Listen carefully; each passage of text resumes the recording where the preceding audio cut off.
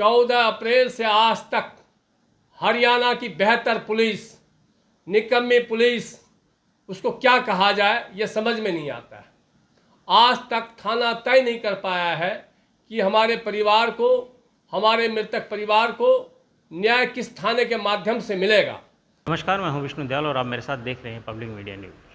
फरीदाबाद के सोना रोड पर स्थित ओम इंटरनेशनल कंपनी में काम करने वाले कर्मचारी संतोष पासवान की करंट लगने के कारण मृत्यु हो गई थी और यह मामला कम से कम 1.5 महीने पुराना है, लेकिन 1.5 महीने से उस परिवार को न्याय नहीं मिला है। आज सुभाष बिहारी, जो कि इस मामले को लेकर बिहार से लेकर फरीदाबाद तक पहुंचे हैं और उस परिवार को लगातार न्याय दिलाने की कोशिश कर रहे हैं। आज उन्होंने प्रेस कॉन्फ्रेंस करके बताया कि लगातार प्रशासन भी इसमें उनका साथ नहीं दे रहा है। पुलिस प्रशासन पे भी उन्होंने मिली भगत का आरोप लगाया है। आइए देखिए क्या कुछ खास कहा सुभाष बिहारी जी ने। आप सभी प्रेस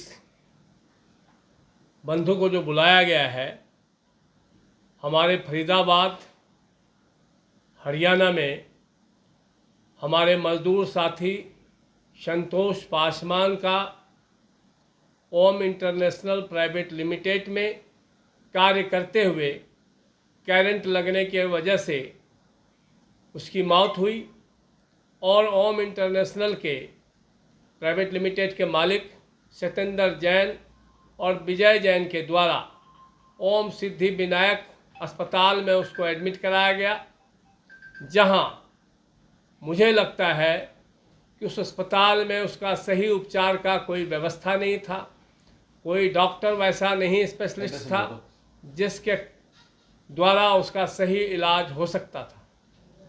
लेकिन फैक्ट्री मालिक और ओम सिद्धि विनायक अस्पताल के मालिक के द्वारा लापरवाही के कारण संतोष पासवान की मौत हो गई और उस परिवार के साथ गंदा मजाक वहाँ के अस्पताल के प्रतिबंधक ने कराया और फैक्ट्री के जो मालिक थे उनके लापरवाही और गरीबी का मजाक उड़ाते हुए मौत होने के बाद संतोष पासवान की पत्नी को 20,000 रुपया जो कैश दिया गया था श्राद्ध कर्म करने के लिए, उसमें से जो एम्बुलेंस यहाँ से डेथ बॉडी को लेके गया, उस एम्बुलेंस वाले को वो पैसे दिलवा दिए गए थे और ये आश्वासन दिया गया था कि हर बच्चे को 3-3 लाख रुपए का हम मुआवजा देंगे। लेकिन उसके बाद बिहार डेड बॉडी पहुंचने के बाद ही मालिक ने सोचा कि हमारा नाता उससे ख़त्म हो गया और परिवार के साथ वार्तालाप करना भी बंद कर दिया और यह कह करके कि क्या हम तुम्हारा परिवार का ठेका ले लिया है। जिसके बाद परिवार हताश और निराश होकर के यहाँ आए और हमारी पार्टी राष्ट्रीय लोक जनशक्ति पार्टी राष्ट्रीय अध्यक्ष माननीय पशुपति कुमार पारस जी के निवास पर आया। जिसके बाद उनकी घटना को सुनने के बाद हम लोगों ने फैक्ट्री के मालिक के साथ संवाद करने का प्रयास किया, संपर्क साधने का प्रयास किया, लेकिन उनमें से कोई भी व्यक्ति संतुष्टिजनक संवाद करने के लिए या संपर्क में आने के लिए तैयार नहीं थे। जिसके बाद हम लोगों ने 14 अप्रैल को फरीदाबाद के सीपी महोदय को शिकायत के माध्यम से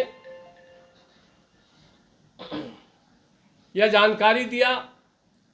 14 अप्रैल से आज तक हरियाणा की बेहतर पुलिस, निकम्मी पुलिस, उसको क्या कहा जाए ये समझ में नहीं आता है। आज तक थाना तय नहीं कर पाया है कि हमारे परिवार को, हमारे मृतक परिवार को न्याय किस थाने के माध्यम से मिलेगा।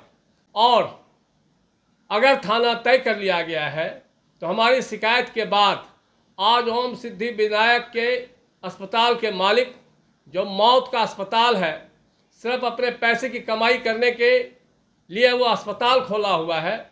मौत का ठेकेदार वो अस्पताल के मालिक बनते हैं और जिस फैक्ट्री में हमारे मजदूर की मौत हुई संतोष पासवान की, उस फैक्ट्री मालिक की लापरवाही इतनी थी कि वह 12-12 घंटे काम करवाता है, 36-36 घंटे काम करवाता है और उसको जो वेतन है वो 8 घंटे का दे करके 12 घंटे मजदूरी कराता है। जो व्यक्ति 36 घंटे काम करेगा उसके बाद 12 घंटे का वो रेस्ट लेकर के फिर दूसरे दिन 36 घंटे की ड्यूटी पर वो चढ़ेगा।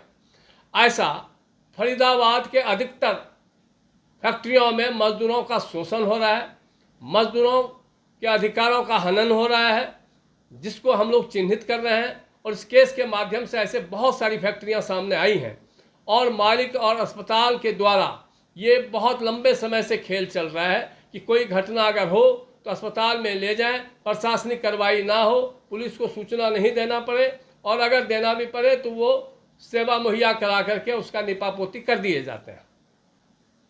कल हमारे पास 1 महीने के अंदर कभी बल्लभगढ़ थाना से फ़ोन, कभी बल्लभगढ़ थाना में हम लोग गए, कभी सेक्टर 58 के थाना में गए, वहाँ के हर चौकी में गए। इस तरीके से 1 महीने से हम लोग दर दर का ठोकर, और वो परिवार दर दर का ठोकर खा रहा है, लेकिन न्याय की अभी तक कोई उम्मीद नहीं जगी है। जहाँ तक फैक्ट्री मालिक के द्वारा आश्वासन देने की बात होती है कि मुआवजा देने का, उसने मौत के तुरंत बाद भी आश्वासन दिया था, लेकिन गिरगिट के जैसे तुरंत वो रंग बदल करके और फिर नाता तोड़ दिया और यह बोल दिया कि हम तुम्हारे ठेकेदार नहीं हैं। उसके बाद इसी ऑफिस में बैठ करके हम लोगों ने चर्चा किया सामाजिक स्तर से कि उस परिवार को श्राद्ध कर्म करने के लिए कुछ पैसे आप दे दें।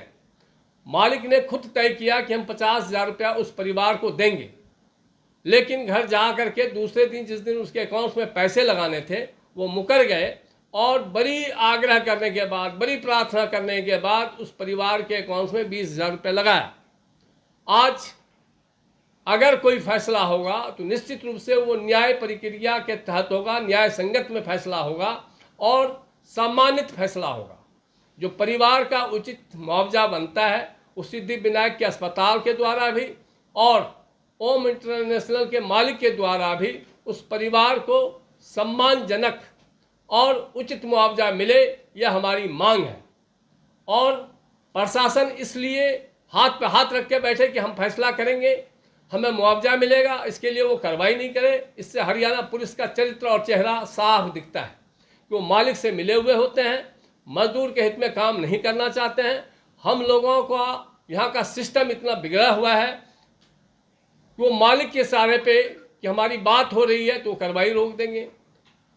हमें कब कार्रवाई करना है वो मालिक के सहारे पे अगर ये प्रशासन चलेगा या शासन चलेगा। यहाँ का लेबर कमिश्नर के द्वारा हर जोन का इंस्पेक्टर तैनात है कि किस फैक्ट्री में न्यूनतम वेतन मिल रहा है, मजदूरों का शोषण तो नहीं हो रहा है। इसके लिए लेबर विभाग के द्वारा कमिश्नर अलग अलग जोन का नियुक्त किया गया है, लेकिन कमिश्नर नियुक्त होने के बाद भी अगर मजदूरों का शोषण हो रहा है तो वह क्या कर रहा है? सिर्फ मलाई खाने का काम कर रहा है, सरकारी पैसे का दुरुपयोग करने का काम कर रहा है। 26 अप्रैल के बाद क्या मालिक के द्वारा आपसे चर्चा नहीं की गई इस मुद्दे पर? मालिक के द्वारा हमेशा हमारा प्रयास होता है, कारण कि संवाद से ही समस्या का हल होता है और किसी भी समस्या का सुलह तभी हो पाता है जब हम संवाद करते हैं। तो संवाद करने का हमने प्रयास किया। पहले तो मालिक संवाद करने के लिए तैयार नहीं थे, नहीं हमारे फ़ोन रिसीव करते थे, नहीं संवाद करने के लिए तैयार थे। लेकिन जब शिकायत वगैरह हम लोगों ने लगाया तो निश्चित रूप से मालिक संवाद करने के लिए संपर्क किया। लेकिन आपको बताया हमने कि मालिक ने पहले भी इस परिवार के साथ कई बार गरीबी का मजाक उड़ाया है कि आपने जिस व्यक्ति के घर में मौत हो गई उस मौत का क्रियाकर्म करने के लिए आप 20,000 रुपया देते हैं, एम्बुलेंस आप करके देते हैं और एम्बुलेंस वाले का पैसा आप उसी परिवार से दिलवा देते हैं। 3,000 रुपये में वो कैसे क्रिया श्राद्ध कर्म करेगा? वो पूरा परिवार पुनः फिर से, क्योंकि मालिक ने बोल दिया तुम्हारा हमारा कोई मतलब नहीं, हम तुम्हारे परिवार का ठेका नहीं लिए हैं। तो परिवार हताश और निराश होकर के अपने नेता माननीय पशुपति कुमार पारस जी के निवास पे, राष्ट्रीय लोक जनशक्ति पार्टी के राष्ट्रीय अध्यक्ष जी के निवास पे आए। मेरे पास मजदूर इकाई की जिम्मेवारी है। मैंने अपनी जिम्मेवारी को देखते हुए उस मजदूर की आवाज़ को उठाया और मालिक से संपर्क करने का प्रयास किया। जब संपर्क नहीं करने के लिए मालिक तैयार हुए तब हमने विभागीय कार्रवाई किया। विभागीय कार्रवाई करने के बाद मालिक आया, लेकिन मालिक के ऊपर हमें विश्वास नहीं है, कारण कि वो कई बार गिरगिट के जैसे रंग बदल चुके हैं। वो कह करके भी और अपने जुबान पे काबिज नहीं है। इसलिए जो भी फैसला होगा न्याय संगत में होगा, न्यायिक तरीके से होगा। और एक फैसला, क्योंकि केस एक है, मुजरिम दो है, उसमें अस्पताल के डॉक्टरों की भी लापरवाही के कारण उसकी मौत हुई है और मालिक के कारण आज इस परिवार पे जो मुसीबत की पहाड़ गिरी है, उस मजदूर का ना एसआई कराया गया, ना उसका पीएफ काटा गया। अगर वो होता तो आज उस गरीब परिवार को कुछ ना कुछ सहारा मिलता। तो इसलिए मालिक को सारा अपनी खामियाजा का भुगतान करना होगा, उचित मुआवजा देना होगा और सम्मानजनक मुआवजा देना होगा और न्यायिक तरीके से देना होगा। आप क्या मानते हैं, मालिक क्यों आपसे डिस्कशन नहीं करना चाहता है, परिवार की हेल्प क्यों नहीं करना चाहता है? मालिक अपने आप को तानाशाह समझता है और मालिक ने ऐसे कई फैक्ट्रियों के मजदूरों का शोषण कर चुका है। इसलिए कि जो सत्येंद्र जैन के बड़े भाई विजय जैन हैं, वो इंडस्ट्रियल एरिया का, प्लास्टिक इंडस्ट्रीज का वो एसोसिएशन के अध्यक्ष हैं। फरीदाबाद में जितने भी प्लास्टिक फैक्ट्रियां हैं उसके एसोसिएशन हैं, उनके फैसले कराते हैं। उनको लगता है कि हम तो दूसरे के फैसले कराते हैं, हम दूसरे के मजदूरों का शोषण करवाते हैं अपने साथियों के द्वारा, तो ये तो हमारी अपनी फैक्ट्री है। कहावत है, सैया कोतवाल तो डर काहे का। लेकिन कानून का हाथ बहुत लंबा है और निश्चित रूप से हम लोग कानून में विश्वास रखने वाले लोग हैं, न्याय संगत में चलने वाले लोग हैं, न्याय संगत में विश्वास रखने वाले लोग हैं। मजदूरों का हक उसको देना होगा और न्याय संगत में देना होगा। कह के मुकरना, आश्वासन शब्द दे देना, ऐसा नहीं चलेगा। जो उसका जायज़ मुआवजा है वो आपको न्याय संगत में न्यायिक तरीके से उसका भुगतान करना होगा। सुभाष जी, कहीं ना कहीं आप पुलिस प्रशासन के भी अब मतलब खिलाफ कह रहे हैं बातें कि पुलिस प्रशासन साथ नहीं दे रही, तो क्या करते हैं? पुलिस प्रशासन के खिलाफ हम इसलिए कह रहे हैं कि निश्चित रूप से हमारी उम्मीद तो पुलिस के माध्यम से है। जो जांच होती है वो पुलिस माध्यम से ही उस केस की जांच होगी। 14 अप्रैल को हमने सीपी महोदय को दिया, उससे पहले आप भी मेरे साथ थे जिस दिन हम लोग दर दर के ठोकर खा रहे थे। कभी पर्वतिया कॉलोनी जा रहे थे, कभी संजय कॉलोनी जा रहे थे, कभी सेक्टर 58 जा रहे थे, कभी सिकरी चौकी जा रहे थे, कभी बल्लभगढ़ जा रहे थे, कभी धोज जा रहे थे, कभी हम लोग डीसीपी से मिल रहे थे, कभी एसीपी से मिल रहे थे। 1 महीने से हम लोग दर दर के ठोकर खा रहे हैं। आप अंदाज़ा लगा सकते हैं कि एक दलित परिवार, मृतक की परिवार दलित है, अनपढ़ है, गरीब है और वह व्यक्ति एक थाने से दूसरे थाने की दूरी 20 किलोमीटर की दूरी है और जिसको यहाँ का एरिया का जानकारी नहीं हो, स्थान की जानकारी नहीं हो, वो दर दर का ठोकर 1 महीने से खा रहा हो और परिवार के 10 सदस्य अपनी न्याय की भीख मांगने के लिए आपके हरियाणा में पड़ा हो और सीपी महोदय थाना तय नहीं कर पा रहा हो कि किस थाने से उस परिवार को न्याय मिलेगा, तो आप पुलिस के बारे में क्या चरित्र और क्या चेहरा देखेंगे। उस थाने के माध्यम से हमें संदेश आया है कि धोस थाना लग रहा है। 1 महीने से जिस थाने ने हमें बुलाया, जिस चौकी ने हमें बुलाया, हम सभी के पास गए और आज धोज भी गए थे। सुमित कुमार जी वहाँ के इंस्पेक्टर हैं, जिनके द्वारा मेरे से ये पूछा गया कि फैक्ट्री मालिक के द्वारा आपको क्या मुआवजा मिला है या नहीं मिला है। आप मुआवजे का इंतजार करके कार्रवाई नहीं कर रहे हैं, या मुआवजा आप दिलाएंगे, फैसला पुलिस कराएगी। पुलिस का काम है जांच करके रिपोर्ट देना, न्यायपालिका तय करेगी या समाज तय करेगी कि उसका उचित फैसला क्या होगा।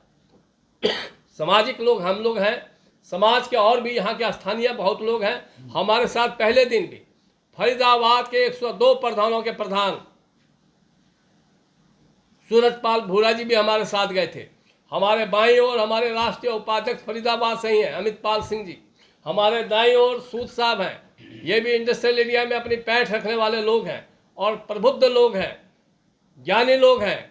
साथ ही हमारे जिला अध्यक्ष पप्पू महावार जी हैं, उसके साथ रिजवान दिल्ली प्रदेश के सचिव हैं, उनके साथ अभिषेक सुभाष बिहारी है, मृतक का भाई मनोज पासवान है, मृतक का साला शशि पासवान है। हम लोग पूरा का पूरा आदमी जो 1 महीने से न्याय की भीख मांगने के लिए हरियाणा पुलिस और फरीदाबाद पुलिस के दर दर के ठोकर खा रहे हैं। तो आप फरीदाबाद पुलिस से हमें बहुत उम्मीद थी, आज भी उम्मीद है लेकिन 1 महीने में अगर थाना तय नहीं कर पाया है तो ये बड़ा दुर्भाग्य का विषय है। और इस देश में अगर आप 1 महीने में थाना नहीं तय कर पा रहे हैं, इस देश की सिस्टम और इस देश की व्यवस्था, प्रशासनिक व्यवस्था कितनी अच्छी है आप समझ सकते हैं। अभी आप मुआवजा चाहते हैं तो कितना लगभग चाहते हैं परिवार के लिए, या फिर कार्रवाई चाहते हैं कि भाई फैक्ट्री मालिक के ऊपर कड़ी कार्रवाई हो? नहीं, हम कार्रवाई तो चाहते ही हैं, लेकिन कार्रवाई में भी हमें न्याय चाहिए। न्याय मतलब उस परिवार को मुआवजा। हम कोई भी मांग जो करते हैं उसका मेन मकसद है कि उस परिवार का जीविका कैसे चलेगा। उस परिवार में मृतक का पत्नी है जिसकी उम्र मात्र 35 वर्ष है, उसके 4 बच्चे हैं। जो बड़ी बेटी 17 साल की है, अंजलि पासवान। दूसरी बेटी ज्योति पासवान जो मात्र 15 साल की है। सुलाली जो 13 वर्ष की है। जो बेटा है अनुज वो मात्र 8 साल का है। और मृतक संतोष पासवान की भी एक विधवा माँ भी है। इस 5 परिवार का 5 सदस्य का जो जीविका संतोष पासवान के द्वारा चलता था, जिस परिवार में शिक्षा भी मिल रहा था, रोटी भी मिल रहा था, मकान भी मिल रहा था, वो आज मकान भी छीनने के कगार पे है, रोटी भी छीनने के कगार पे है, शिक्षा भी छीनने के कगार पे है। आज हमारे देश के प्रधानमंत्री कहते हैं बेटी पढ़ाओ बेटी बचाओ। बेटी कैसे बचेगी, बेटी कैसे पढ़ेगी जब उसके पिता का जो हाथ था, साया था, वही छिन गया। और ये छिना मात्र और मात्र फैक्ट्री के मालिक के लापरवाही के कारण और अस्पताल के मालिक के लापरवाही के कारण। इसके लिए ये दोनों दोषी हैं और दोनों के खिलाफ तत्काल मुकदमा दर्ज होना चाहिए। अगर लेबर कमिश्नर के द्वारा नियमों का पालन नहीं किया गया फैक्ट्री मालिकों के द्वारा, तो ऐसे फैक्ट्री को तुरंत सील करना चाहिए। अस्पताल के मालिकों के द्वारा अगर लापरवाही बरती गई है कि कोई भी मरीज आया जिसका ट्रीटमेंट आपके यहाँ मुहैया नहीं हो सकता था, उसको तुरंत बड़े अस्पताल के लिए रेफर करना चाहिए था। लेकिन पैसे की कमाई करने के लिए आपने किसी के मौत के साथ खेला, ये एक बहुत बड़ी लापरवाही है। उस अस्पताल का भी ताला बंद होना चाहिए, मुकदमा दर्ज होना चाहिए और उस अस्पताल को भी सील कर देना चाहिए। देखो जी, पीड़ित जो परिवार है, पहले तो उसकी कंडीशन देखी जाए, उसका रहन सहन कैसा है उस परिवार का। और जो फैक्ट्री के गेट पर जाकर जो दर दर के जो ठोकरें जो खाई है ना, वो ठोकरें ही खाई हैं, वो कहने वाली बात नहीं है। और एससी डिपार्टमेंट, एससी परिवार से ये परिवार है। और आबद शब्द बोले कंपनी के गेट के ऊपर, महिला के साथ में क्या कहते हैं दुरुपयोग किया और बोला कि भाई तुम यहाँ हमारे गेट से चले जाओ, मतलब फैक्ट्री के गेट से चले जाओ। ये बात करने गए थे, लेकिन क्या है कि बात करने से कोई संवाद बना नहीं। फिर उसके बाद क्या कहते हैं सीपी ऑफिस को क्या कहते हैं कंप्लेंट दी, महिला आयोग में कंप्लेंट दी, एससी आयोग में कंप्लेंट दी, तब जाके कंप्लेंट देने लेबर सेल में कंप्लेंट दी। ना तो कोई उसका पीएफआई है, ना ही कोई ईएसआई है। अगर मान लो वो नौकरी करता था 15 साल से, तो कुछ तो उसका जमा होता, इस परिवार के काम आता, या उसकी सैलरी भी कोई पेंडिंग होती।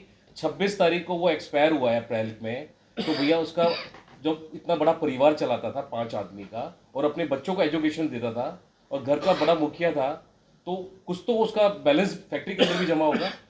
पीएफआई ईएसआई चलो नहीं भी है, क्यों नहीं है। और भाई लेबर डिपार्टमेंट में तो ये अपना इन्होंने अपनी याचिका लगाई रखी है, क्लेम तो लेंगे। तो आप क्या मांग करते हैं फिलहाल? देखो, मांग तो यही है कि भाई इस जो पीड़ित परिवार है, इस परिवार को आगे का जीवन इनका कैसे यापन हो। ये हमेशा तो ये बिहार से आकर फरीदाबाद में तो नहीं रहेंगे, ये अपने न्याय के लिए क्या कहते हैं फाइट लड़ रहे हैं। इनको न्याय चाहिए और कानूनी स्तर पर न्याय चाहिए। अब इनको आम जन पर किसी पे कोई विश्वास नहीं है जो इन्होंने फेस किया है।